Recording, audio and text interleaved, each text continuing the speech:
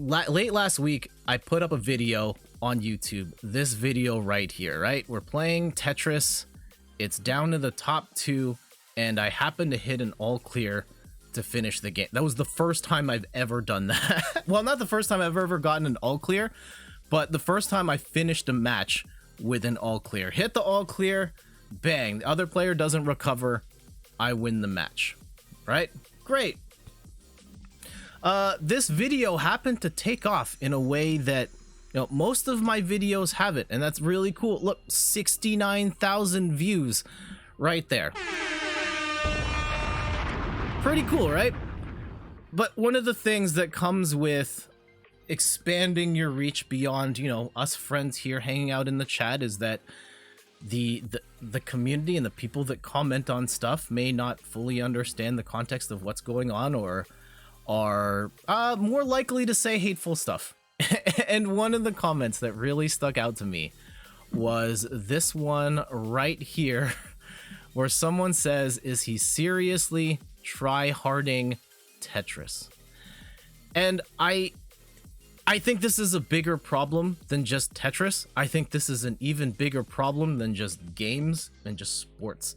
I really hate the discourse around, you know, tryhards, sweaties, all these terms for people that happen to want to play anything or to do anything to the best of their ability, or to the best that is, you know, whatever the bar is in that field. Because I feel like the people who use the terms, you know, tryhard, sweaty, like I don't think they would be saying those things if they were as good as the people doing those things. I feel like it is, I think it's a bigger discussion than Tetris 99. It's everything in life. We play shooters and people are, oh, this team is so sweaty, and really they just use it as an excuse for why they're not playing as well as the other team. Or games in anything in life, like, oh, this person's a real tryhard at accounting, or whatever it is. And I think, at least in the game space, like, we can talk all day about, oh, games are meant to be fun.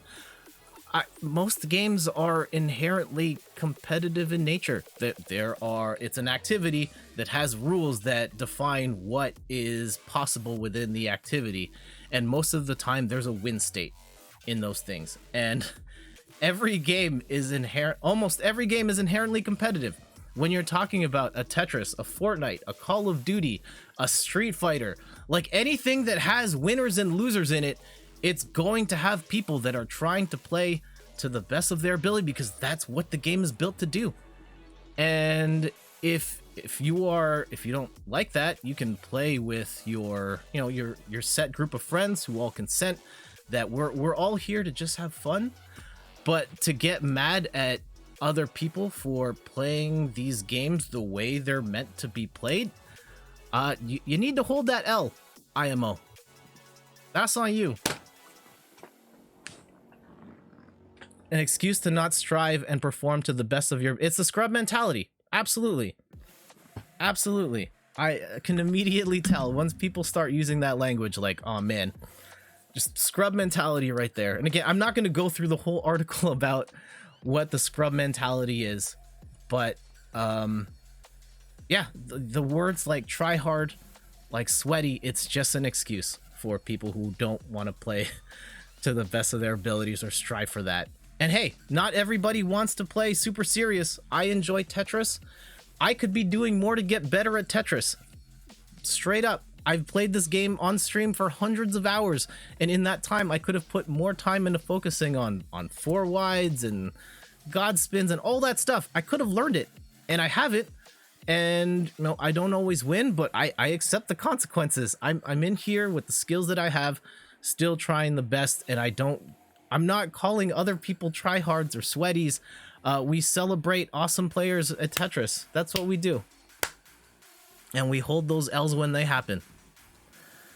Not everyone is gifted. If you get good at anything because you tried and practice, not because you're gifted.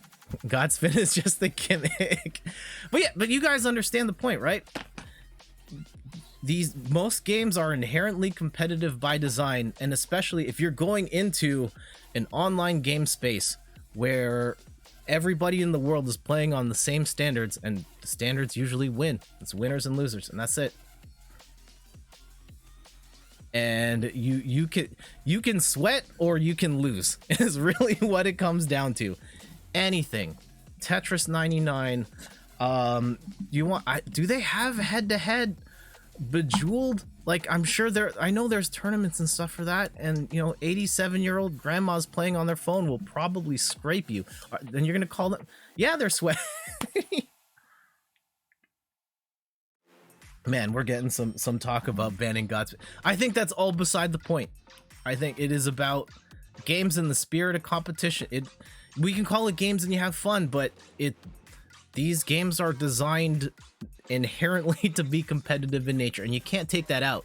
You can choose to not partake in that, but then you take the consequences of that. If you choose to not learn how to get better at the game and you end up losing more because of that, then that's on you.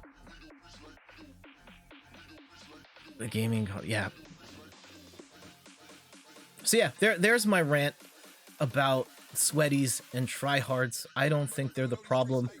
I think that I applaud people who want to play to the very best of their abilities, and even if you're not great, if you're still playing with everything you've got and you're trying your best, and you accept the consequences of the winning and the losing, and you don't try and blame everything else. You don't succumb to the scrub mentality, which is so easy to do. Kudos to you. And I think we need more people in the world to look at games in that way, especially if you're playing an online game in a public environment. People are playing to win, and that's just the way it is, and that's the way it should be. If you want to play for funsies, get some people together to play for fun. But really, the people who say stuff like Tryhard and Sweaty, they wouldn't be saying that if they were the ones winning. If you've ever won a game in anything ever, you are a Tryhard. And yes, yeah, and I saw that someone mentioned them again.